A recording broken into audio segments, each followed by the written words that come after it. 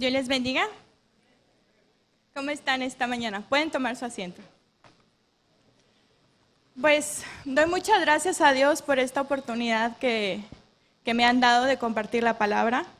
Sin duda, estar aquí enfrente es un gran reto. Pero había un pastor muy amigo de nuestra familia, decía que cada vez que tú te pares aquí enfrente y no te tiemblen las piernas, significa que que estás hablando tú y no está hablando Dios a través de ti. Entonces, si ven que mis piernas empiezan a hacer así, es normal. Quiere decir que yo no estoy hablando, que es Dios a través de mí. Pues, todo el culto hemos estado hablando de victoria, de sanidad, de libertad. Pero lamentablemente decirlo es muy fácil, muy fácil. Cuando estás en el problema y recordarlo y vivirlo es lo más difícil. De hecho, cuando estás hundido en la desesperación, cuando estás en ese hoyo y que vengan y te digan, recuerda que los planes que Dios tiene acerca de ti son grandes, son agradables, son hermosos, son perfectos, y tú te quedas así con cara de ¿en qué? ¿Dónde está lo bonito? ¿Dónde está lo agradable de estar aquí hundido en este pozo? ¿Dónde está? No lo veo. Y en la Biblia hay sin fin de ejemplos. Tenemos el caso de José, ¿no? Que lo vendieron sus hermanos, que vivió de esclavo quién sabe cuántos años. Tenemos el caso de Moisés, que vivió como, ¿cómo se dice? Desterrado, ¿no? Vivió como desterrado varios años también, no pudiendo regresar a su hogar, no pudiendo regresar a su tierra. Y así podemos seguir y seguir. Tenemos el caso de Gedeón también, un inseguro, todo el tiempo cubriéndose las espaldas. Y este libro, hermano, no crea que es un libro que se vivió hace muchos años y que no está presente hoy en día en nuestras vidas. Los mismos fracasos, los mismos sentimientos que se vivieron hace 2000 años, 3000 años, se siguen viviendo hoy en día. Y hoy vamos a hablar de eso, vamos a hablar del sentimiento de fracaso y de las frustraciones. Fíjese que hay una fábula muy común que te enseñan cuando eres niño en la escuela. Yo soy maestra, entonces sé de lo que hablo. Y esta fábula se llama La Lechera. Dice que esta mujer iba bien contenta de camino al mercado porque iba a vender la leche que había recogido durante toda la semana.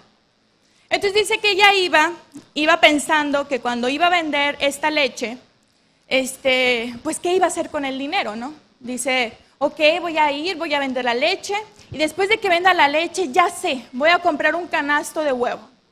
Y después cuando compre ese canasto de huevo, a ver, ¿qué haré con el canasto de huevo? ¿Qué haré con el? Ya sé, los voy a hacer que se hagan pollitos.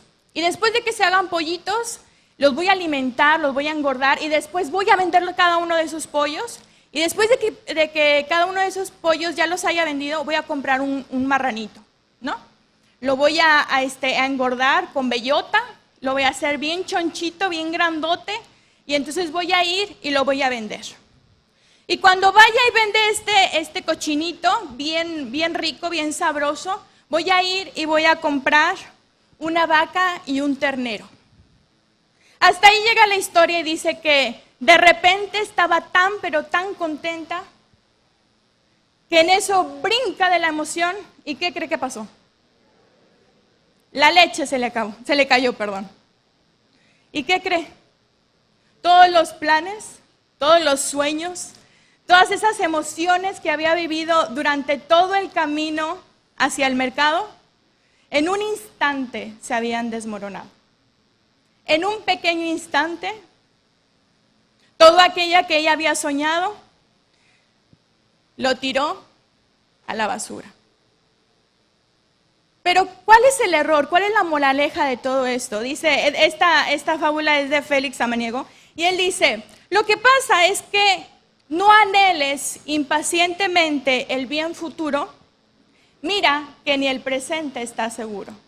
Lamentablemente, muchas veces vivimos de eso, de los sueños guajiros que vamos a hacer en el futuro.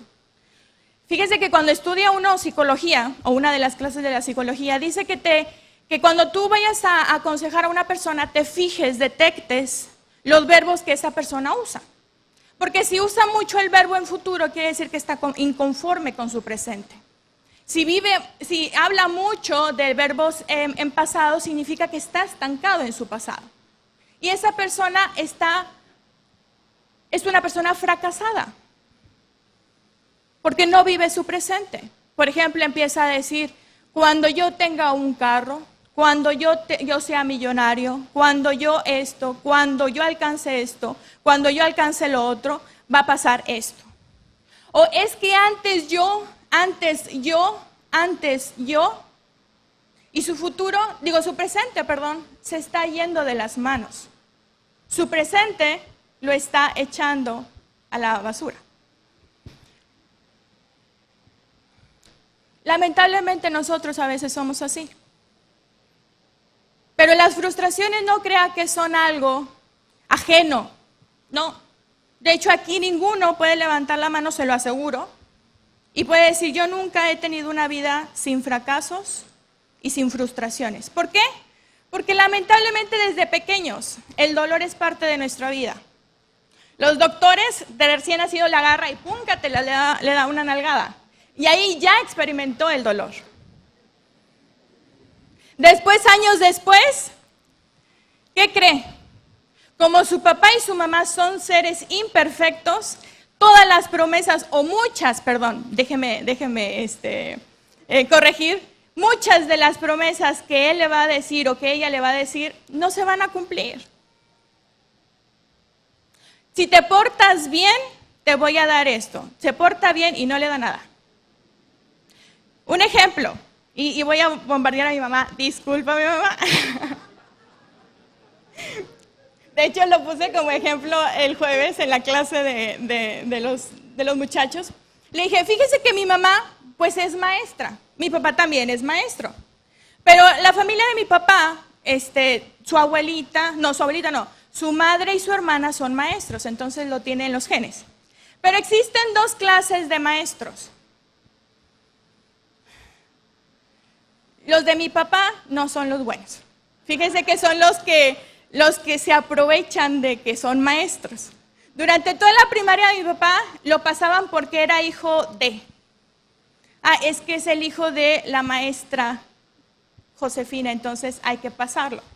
O es que como es el hijo de, hay que pasarlo, ¿no? Etcétera. Bueno, mi mamá es todo lo contrario. Mi mamá, porque soy su hija, ¿qué cree? Tienes que esforzarte. Porque tú eres mi hija, necesitas sacar 10. Porque tú eres mi hija, no puedes no llevar la tarea. Porque tú eres mi hija, así, etcétera, etcétera. Bueno, cuando estuve estudiando el Instituto Bíblico con ella, pues, ¿usted qué cree? Tenía que hacer las tareas. No podía llegar tarde, no podía enfermarme, etcétera, etcétera, porque ella era mi mamá y era la maestra. Y era la directora, entonces pues tenía triple soga, ¿no? En mi cuello. Pero llegaba la hora del examen, gracias a Dios, siempre se me ha hecho fácil estudiar y no se me dificultaba sacar 10. Y mi mamá empezaba a calificar y, muy bien, mijita, sacaste buena calificación, muy bien, muy bien. Llegaba la hora de las notas y empezaba a decir, ¿qué crees, mijita? Pues es que sacaste 10, pero es que no te puedo dar el 10, porque ¿qué van a pensar los hermanos? Luego van a decir que porque eres mi hija, yo te lo regalé y no es así. Mamá, pero hay exámenes, o sea, si alguien viene y te reclama, pues hay evidencia. O sea, podemos demostrar que me lo gané, que me lo sudé. Decía, empezaba algo que yo le llamo chantaje espiritual, ¿ok? Empezaba mi mamá a decir, mijita, pero si tú sabes que es muy fácil para ti sacar 10, siempre eres la primera en la escuela, deja que otros sean primeros, deja que otros experimenten lo que significa ser, o ser el primer lugar, etcétera, etcétera. Y entonces, ¿qué cree que empezaba a nacer a mí? Pues culpabilidad, ¿verdad?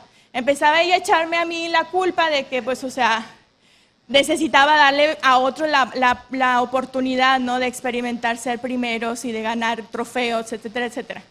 Bueno, esto es un ejemplo, así chiquito, de que a veces experimentamos frustraciones. Pero ¿qué le parece si vamos a la palabra de Dios? ¿Qué le parece si le muestro un ejemplo claro de lo que significa frustración? Sé que cada uno de ustedes tiene sus batallas, tiene sus luchas, pero vamos a ver qué es lo que nos dice Dios en este día. Vamos a Lucas capítulo 5.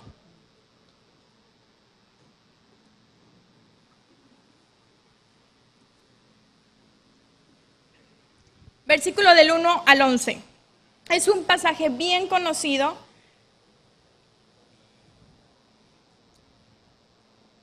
¿Ya estamos todos ahí? Amén. Muy bien. Dice, aconteció que estando Jesús junto al lago de Genesaret, el gentío se agolpaba sobre él para oír la palabra de Dios. Y vio dos barcas que estaban cerca de la orilla del lago, y los pescadores, habiendo descendido de ellas, lavaban sus redes. Y entrando en una de aquellas barcas, la cual era de Simón, le rogó que la apartase de tierra un poco, y sentándose enseñaba desde la barca a la multitud. Cuando terminó de hablar, dijo a Simón, boga mar adentro y echa vuestras redes para pescar. Respondiendo Simón le dijo, Maestro, toda la noche hemos estado trabajando y nada hemos pescado, mas en tu palabra echaré la red. Y habiéndolo hecho, encerraron gran cantidad de peces y su red se rompía.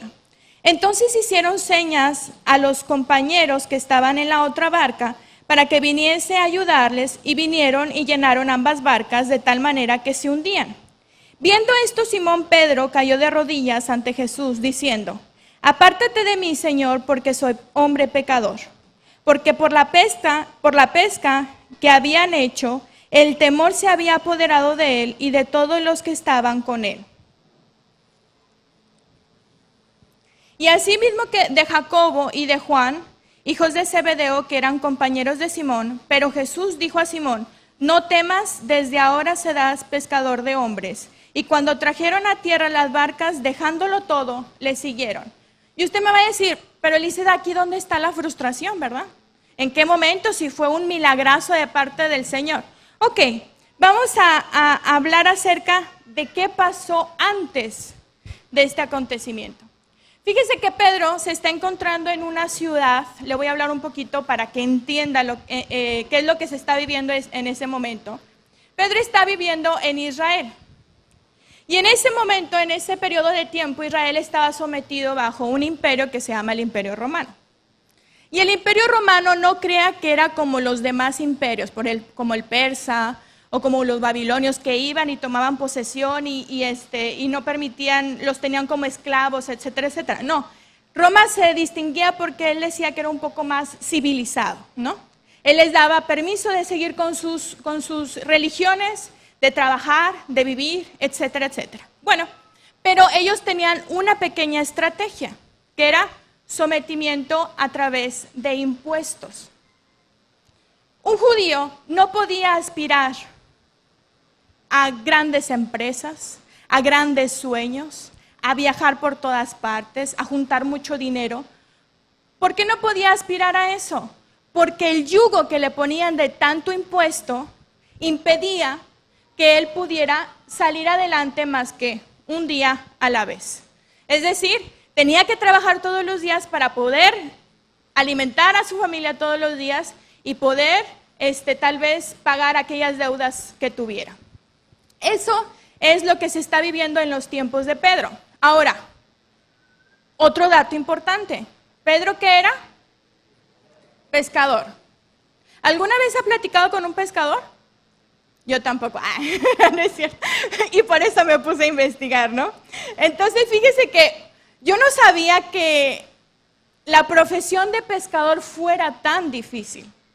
Tiene que pasar mucho tiempo explorando el mar, conociendo los peces, en qué zonas vas a ir a pescar, en qué zonas no vas a ir a pescar, y casi siempre el trabajo se hace de noche. Entonces dice, o sea, me supongo, ¿no?, que Pedro ese día se levanta como de costumbre y a la tardecita agarra su barca, agarra sus redes, agarra a su hermano y le dice, vámonos a chambear, porque tenemos que trabajar para el próximo día. Los pescadores tienen a fuerza que pescar por la noche porque es cuando los peces suben del fondo del mar. Entonces, van a mar adentro, echan las redes, esperan a que los peces empiecen a subir, pero ¿qué creen? Ese día no aparece ni uno solo, ni un solo pececito. Y cuando empieza a amanecer, significa que ya se acabó la oportunidad de pescar ese día. Entonces imagínense la reacción, sabiendo que tenía que pagar ciertos impuestos, sabiendo que tenía que darle de comer a su mujer, que tenía que darle tal vez para los útiles a sus hijos, que tenía, no sé, 1000 cosas que ir a pagar cuando llegara a casa. Y como padre de familia, me imagino que empezó un momento de frustración, de impotencia, de decepción en la vida de Pedro. Y dice, si usted lee, dice que cuando llega Jesús, ¿él qué estaba haciendo? Lavando las redes. Y yo me pongo a pensar, ¿qué estará pensando en ese momento? Acerca de que, híjole, voy a tener que llegar a la casa, voy a tener que decirle a mi mujer, ¿sabes qué? Hoy, pues, échale más agua a lo de ayer. Si sobró algo, sácalo todo porque no hubo para hoy. No hay nada. Los niños van a tener que ir sin lonche. Lo he intentado. Ha sido un día cansado de trabajo, pero no hubo nada. Y lo que no sabía Pedro es que no fue a consecuencia de que él no se esforzó, sino que fíjese que años atrás, en el huerto del Edén, cuando Adán y Eva desobedecieron, el Señor envió ¿qué? Una maldición, dijo una maldición a consecuencia de la desobediencia de nuestros padres. Y dijo, ahora, es más, dice Génesis, déjame leérselo. Dice, y al hombre dijo, por cuanto obedeciste a la voz de tu mujer y comiste del árbol de que te mandé diciendo, no comerás de él, maldita la tierra por tu causa. Con dolor comerás de ella todos los días de tu vida. Espinos y cardos producirá y comerás plantas del campo, Con el sudor de tu rostro comerás el pan hasta que vuelvas a la tierra, porque de ella fuiste tomado, pues polvo eres y al polvo volverás. Los peces no subieron, no porque Pablo no se haya esforzado, Pedro, sino porque ¿qué? Era la ley de la vida actualmente. El Señor, nuestro Dios en el huerto de Edén había dicho que a partir de ese entonces nos iba a costar tal vez lo doble, lo triple. Y esos espinos y esos cardos iban a aparecer, aunque tú no los llames. ¿Alguna vez cuántos aquí saben de jardinería? ¿No? ¿Más o menos? Ok. Fíjese que tener un jardín es muy costoso. Usted tiene que abonar la tierra, tiene que estar agachado, tiene que quitar las plantitas que son malas, tiene que quitar los bichitos, tiene que hablarles bonito, dice mi abuela, yo no sé si sea verdad. También dice que tienes que tener gracia para eso. A mí no se me da, lo he intentado muchas veces. En Guinea Ecuatorial nosotros intentábamos plantar chiles, plantar papas, plantar para que fuera un poco más económico y no gastáramos tanto. Y a mí no se me daba. Pero llegó un hermano que mal lo plantaba y plum, se le daba. Y yo me le quedaba mirando, ¿nada más lo plantó? Sí, nada más. Una de mis hermanas se llama Betel. Y ella desde muy chiquita dijo que ella iba a hacer botánica, que a ella le gusta, que con las plantas ella iba a tomar ¿cómo se dice? Iba a experimentar con ellas y iba a hacer cosméticos bien bonitos y que iba a usarlos para la salud, etcétera, etcétera. Entonces Betel desde muy pequeña empezó a interesarse por la jardinería. Entonces en nuestra casa empezó a experimentar, por ejemplo, ponía plantitas y luego como a los 3 días iba y las arrancaba a ver si había nacido un poquito más. ¿Usted cree que algún día iba a crecer? Eso no iba a crecer. Entonces a los pocos días esa planta se le secaba. Y mi abuelita empezó a escuchar que Betel le estaba gustando la jardinería. Y mi abuelita tiene un jardín muy bonito, muy, muy bonito. Y mi abuelita es de las personas que todo lo que siembra le sale. Ella dice que es muy celosa y que como las plantas reconocen la voz de su dueño, que solamente ella puede ir a tocarlos, ella solamente puede ir a hablarles, porque si no, otra persona va y les habla y se va a marchitar. Bueno, entonces le dijo, supuestamente creo que habló con las plantas mi abuelita, quién sabe, yo no lo sé, y le dio permiso para que Betel empezara a cultivar sus plantitas. Y Betel empezó. Pero como Betel es muy curiosa, ¿qué cree que empezó a hacer? Arrancar sus plantas. Usted no sabe la deuda tan grande que nos metió esa niña. Porque mi abuelita desde que se me murió una planta fue por culpa de Betel, ahora me debes 2. Entonces, usted sabe, esa niña empezó a arrancar y arrancar y arrancar las plantas porque quería ver cómo nacían, cómo se reproducían, para qué servían, etcétera, etcétera. Como se da cuenta, la jardinería es un arduo trabajo. Haz de cuenta que es nuestra vida, hermano. Si usted no mantiene constantemente su vida, y aunque usted la mantenga, de repente van a aparecer bichos, van a aparecer piedras, van a aparecer dificultades, van a aparecer frustraciones, van a aparecer problemas. Aunque usted haya orado en la mañana, haya ayunado durante el mes tal vez, van a aparecer. Porque es ley de vida. Y porque Dios usa esos problemas para que usted y para que yo crezcamos. La frustración es el sentimiento que deja, es algo que se siente aquí. Es algo que no se puede explicar. ¿Alguno de ustedes ha experimentado alguna frustración? ¿Sí? Me imagino que sí, ¿verdad? Es algo que aunque usted se lo quiera quitar, junto con el remordimiento viene a su mente, le deja un vacío, le deja un hueco que el fracaso produce. En la vida de Pedro, ¿cuál fue su fracaso? Haber ido a pescar y no encontrar ningún pez. La frustración que fue el sentimiento de aquello que anhelaba y no recibió. Fíjese que la palabra fracaso en el español tiene bien poquito. No tiene mucho que se usa. Es una palabra, se le dice lingüísticamente nueva. ¿Por qué? Porque cuando vinieron los colonizadores para acá, para América, esa palabra todavía no se usaba. Se usaba,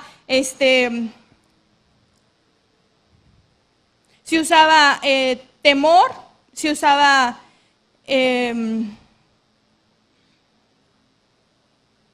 aquí lo tengo, dolor, se usaba sufrimiento, pero la palabra frustración, la palabra fracaso no existía.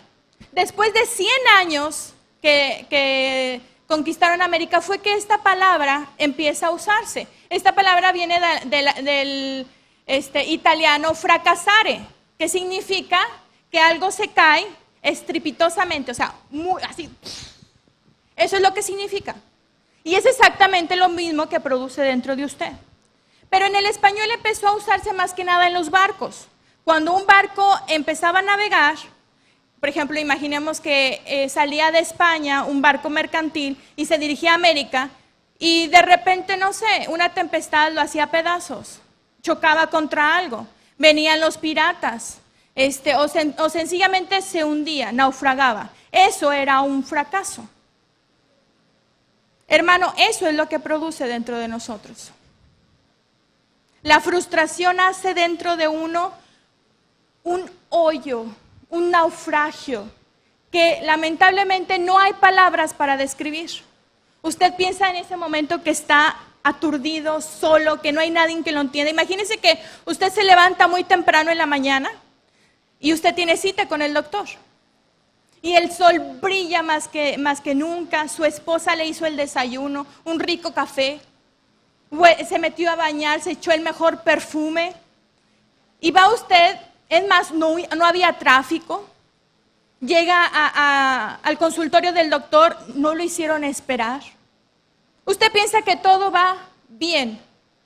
Y de repente, el doctor empieza a ver sus estudios y le dice, tienes cáncer.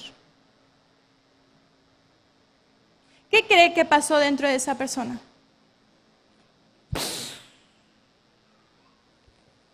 El sol seguía igual, brillando igual. Las personas seguían igual de contentas. Pero ¿quién fue el que cambió? Yo. El sol ya dejó de brillar. Los pájaros dejaron de cantar. Ya había tráfico. Ya había malestar. Ya había dolor. Y las personas a su alrededor sin duda siguen de la misma manera. Y muchas veces en esos momentos no son de ayuda. Hay un claro ejemplo de una mujer que vivía frustrada en la Biblia, y esa mujer se le conoce como la mujer samaritana. Dice que esta mujer vivía en la ciudad de Sicar. La ciudad de Sicar está en Samaria, pero dice Josué 21:21 que esa ciudad era refugio de homicidas. ¿Qué significa refugio de homicidas? Que cuando una persona en el pueblo de Israel cometía un asesinato, si llegaba a alcanzar a llegar a esa ciudad, nadie podía tocarlo. Pero de aquí a que llegara, pues podías vengarte. Entonces, esa ciudad se convirtió en Tepito 2 hoy en día. ¿Todos aquí conocen Tepito? ¿Han escuchado hablar de Tepito? Bueno, haga de cuenta. Usted entra ahí y usted se tiene que cuidar del celular, de su bolsa. Es más, no vaya así como infraganti y no vaya con sus mejores atuendos, mejor vaya con lo peorcito que tiene. Esa era la ciudad de Sicar. Y dice que esta mujer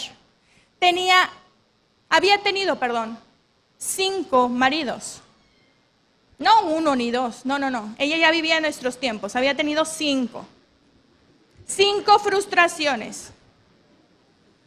No se sabe si fue por muerte, si era la viuda negra y los mataba a todos, no lo sabemos, no lo desconocemos.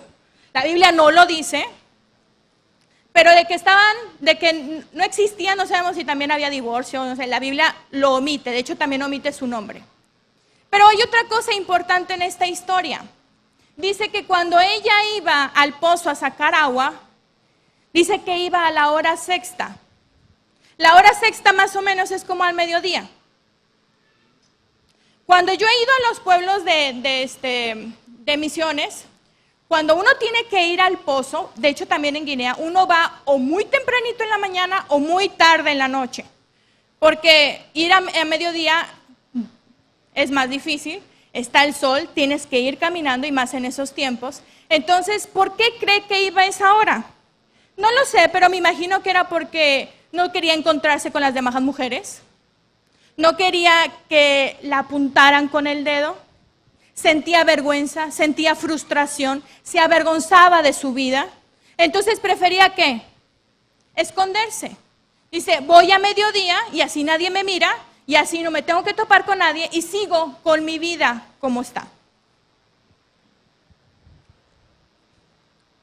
Y la historia continúa diciendo que Jesús estaba en Jerusalén y que iba hacia Capernaum, pero le era necesario pasar por Samaria.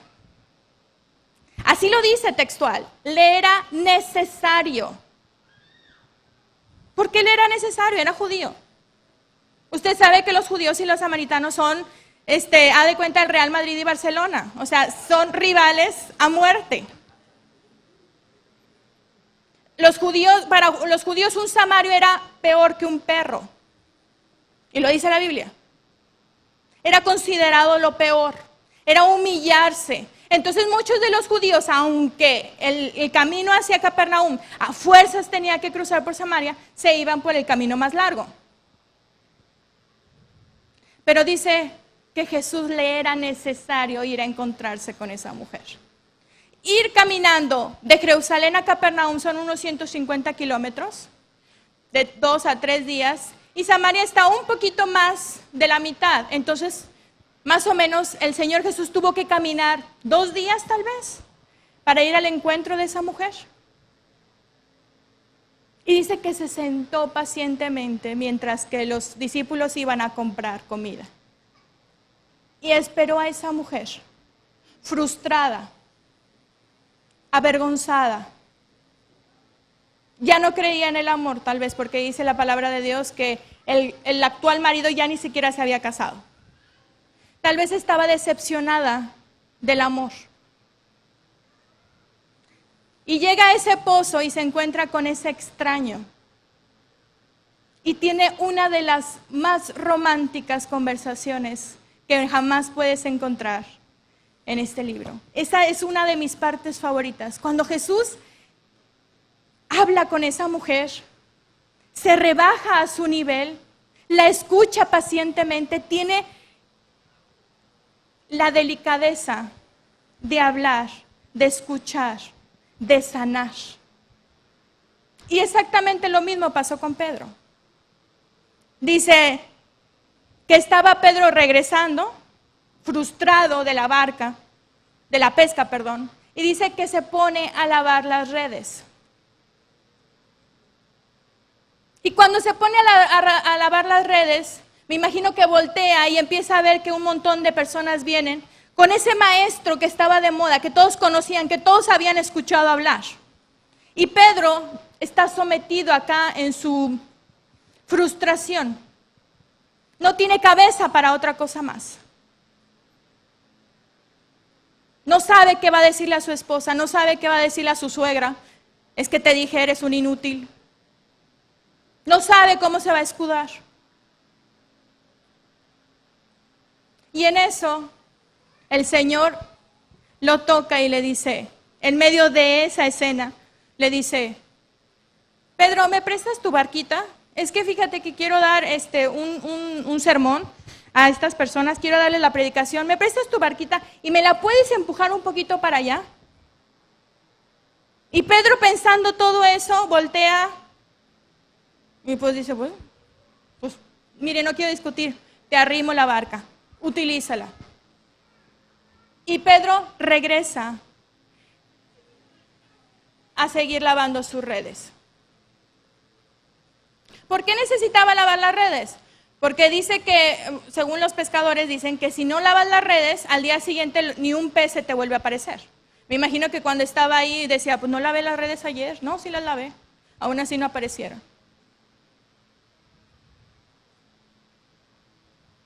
Muchas veces, hermano, estamos hundidos en nuestro dolor y no hay nadie a nuestro alrededor que nos entienda. Y yo me preguntaba, Señor, ¿por qué? ¿Por qué hiciste eso? ¿Por qué caminaste 2 días para encontrarte con esa mujer que ni siquiera era judía? ¿Por qué de todos los lagos que había en Israel escogiste donde estaba Pedro? ¿Por qué? Y él me contestó y me llevó a una hermosa parábola que todos la conocemos y de hecho hemos cantado también. 100 ovejas. Dice el Señor Jesús que había un hombre que tenía 100 ovejas y que cuando llevaba a apacentar a esas ovejas, de repente se da cuenta que le falta una. Y él deja todo por esa oveja. Y me imagino que durante el camino va pensando en lo frustrada que está por no encontrar a su pastor, en lo adolorida que está tal vez del camino, en lo hambrienta, en lo sedienta, en lo sola. Y cuando la encuentra, dice que la toma entre sus manos, la hace sentir segura, la hace sentir amada, la hace sentir consolada y se la pone alrededor de su cuello y regresa al rebaño. Ese es tu Dios y ese es mi Dios. Que aunque nadie a nuestro alrededor nos entienda, que aunque nadie ha experimentado la frustración tal vez que tienes en tu matrimonio, con tu familia, con tus padres que no te entienden, que piensas que no te entienden, con tus hijos, en el trabajo, que por más que te esfuerces, nada te sale.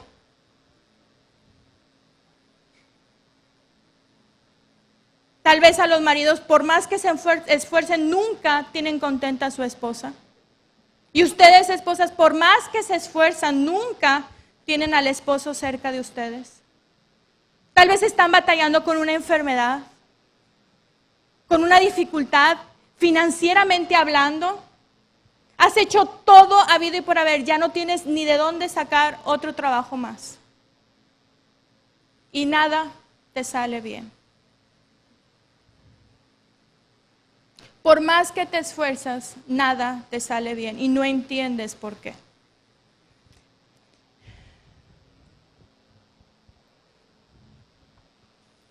Hay una capilla en Italia, en Sicilia, que en la cúpula, en la parte alta de la capilla, está un Cristo que se llama Pantocrátor, el Señor del universo. Y si usted lo mira desde ahí abajo, porque la cúpula es así como redondita, y está así impotente, majestuoso esa pintura, y de hecho tiene una mano así muy amenazadora, se le conoce por eso a esa pintura. Y cuando usted lo mira, usted ve a un Dios, a un Señor, a un Cristo, alejado, que juzga, que te está mirando solamente para ver que te portes bien. Y ese era el concepto que muchos tenemos antes de venir a Cristo, e incluso en el Evangelio. Que nuestro Señor está sentado en el trono, nada más mandando de vez en cuando tormentas y dificultades a nuestra vida, pero que Él no está aquí con nosotros. Hoy hemos visto que ese Dios, que sin duda es el Señor del universo, que sin duda es el Todopoderoso y que, es más, con un soplo, es más, con un pensamiento podríamos desaparecer usted y yo de la faz de la tierra, porque Él es Dios. Pero mi amado, ese Dios dejó todo, se humilló hasta lo sumo, dice, tuvo las peores experiencias vividas de una muerte. Dice que es una de las más dolorosas. Y todo lo hizo por amor. Dice, con amor eterno te he amado. Por tanto te prolongué mi misericordia. Hoy en día tenemos tan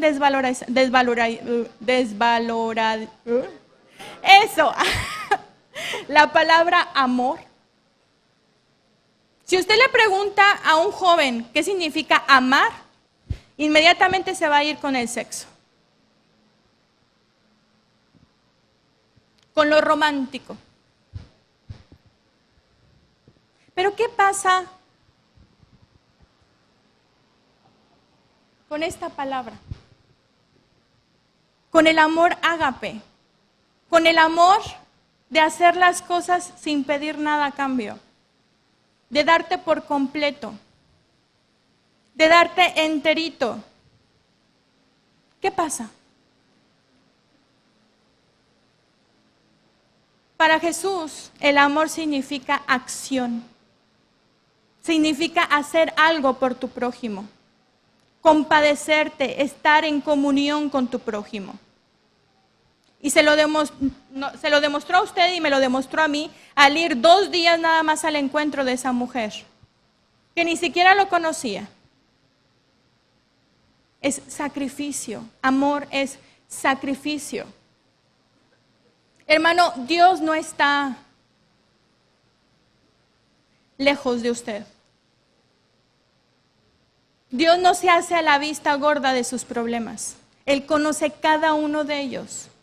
Él sabe por lo que está pasando, Él sabe por lo que está sintiendo, Él sabe la frustración, el dolor que está sintiendo en este momento.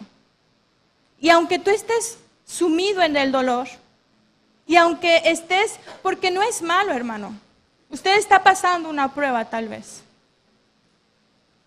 o tal vez un familiar suyo, no es malo. No es malo tomarte un tiempo de reflexión y decir, ¿qué está pasando conmigo? Es malo olvidarte de que tienes al Dios Todopoderoso de tu lado. Dice que Pedro, cuando pasó lo de la pesca milagrosa, él regresó, se arrodilló y temblando dijo, aléjate de mí que soy pecador. Ese Dios está hoy aquí, hermano. El mismo Dios de hace 2000 años, el mismo Jesús amoroso, el mismo Jesús compadeciente, el mismo Jesús que fue por su oveja perdida, está aquí hoy. Y quiere decirte que no estás solo. Quiere decirte que por más que intentes hacerlo por ti mismo, no lo vas a conseguir. Necesitas a Él. Lo necesitas a Él. Necesitas de su amor y Él te va a tomar en sus brazos de amor y Él te va a cobijar y Él te va a hacer sentir seguro, pero necesitas dejarte querer por el Señor.